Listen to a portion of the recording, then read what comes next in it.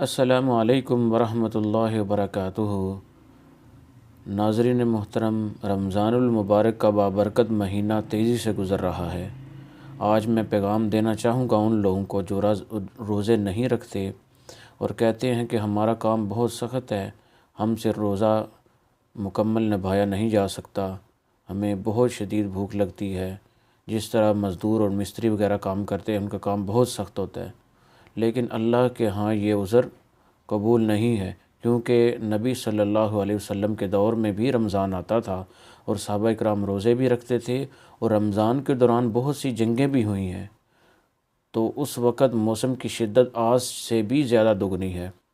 موجودہ دور میں تو لوگ روزہ رکھ کر گھروں سے نکلتے نہیں ہیں، اے سی وغیرہ میں بیٹھ جاتے ہیں، پنکھوں کے آگے بیٹھ جاتے ہیں، مشقت والے کام اتنا نہیں کرتے۔ اور جو لوگ مشقت کی وجہ سے روزہ نہیں رکھتے ان کے متعلق میں ایک بات عرض کروں گا، ان کو ایک مشورہ دوں گا، بہت قیمتی بات ہے، انشاءاللہ العزیز ان کے لیے بہت آسانی پیدا ہو جائے گی۔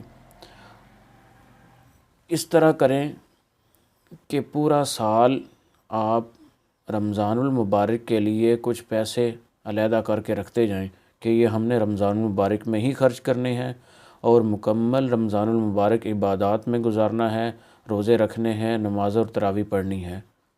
تو اس طرح اللہ رب العزت آپ کے لیے بہت آسانی پیدا فرما دیں گے۔ قرآن پاک میں ہے نا، والذین جاہدوا فینا لنہدینہم سبلنا، کہ جو اللہ تعالیٰ کی راہوں کی جستجو میں لگ جاتے ہیں تو اللہ ان کی رہنمائی فرماتے ہیں۔ تو جو نیکی کی جستجو میں لگے گا اللہ اس کو رزق دگنا دے گا۔